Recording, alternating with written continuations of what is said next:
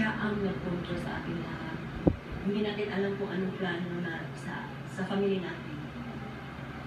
Basta, huwag lang daw kami bibigyan. Gayunpaman, pinipilit pa rin daw niya magpakatatag. Umayo na siya. Uwi na kami.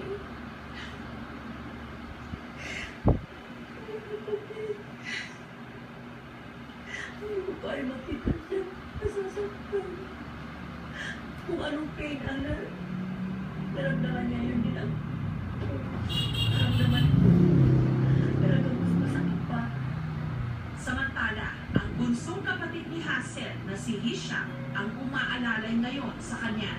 He's in pain. Mas nireklamo niya yung pain sa neck, sa shoulder, down to his back. But his spirit is at all-time high. Gusto pa rin niyang fight despite sa sinasabi ng mga doctors. We know there's still miracles and we still believe na he will be healed. Mula pagkabata, tiningala at inidolo raw ni Hisha ang kanyang kuya Hazel. Lagi niyang pinapakita sa akin kung anong dapat kong gawin sa school, paano mag-aral, maging mabayan, paano makikita sa ibang tao. And gusto ko ipakita niya sa akin kung paano mag-fight against sa condition namin, kung paano gumaling. Kasi at some point, ako din magpunta sa gusto kong kumuha ng motivation. Siya naman, isa din sa iniitulo ko when it comes to faith. I'm so proud na kapatid ko siya. Kahit si Kuya Isi, kung nandito din, magiging proud sa kanya.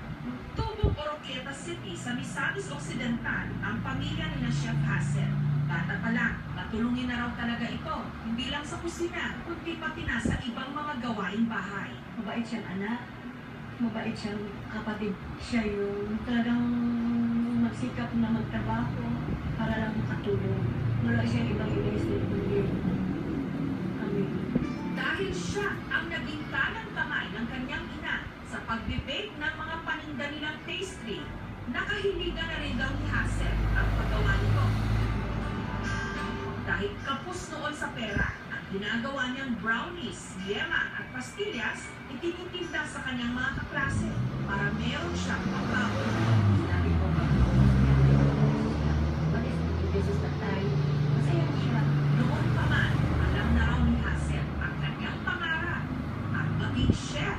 Dahil dito, kumuha siya ng 6-month culinary course. At nung nakatapos, nakipagsapa na rin sa Maynila.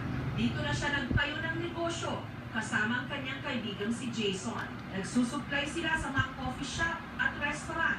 Kasama kami sa small group sa Victory Christian Fellowship na ako yung bumibili ng mga pastries niya tapos sinisell ko doon sa hospital. So sabi namin, bakit di namin pasukin yung business venture?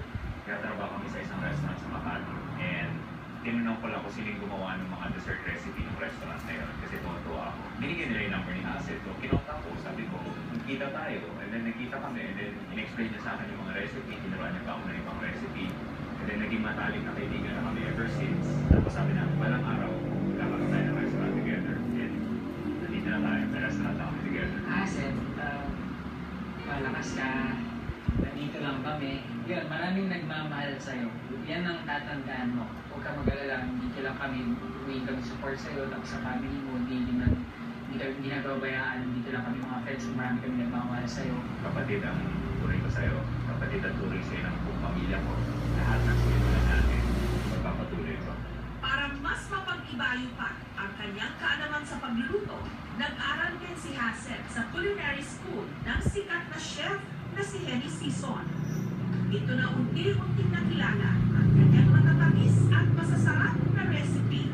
Ilang awards ang kanyang natanggap. Bagay na bagay po sa mga vegetarian ng recipe na ito kasi wala po tayong meat na nilalagay. At dahil artistahe, kabi-kabila rin ang kanyang mga TV guesting. Bagay na itinaka-proud daw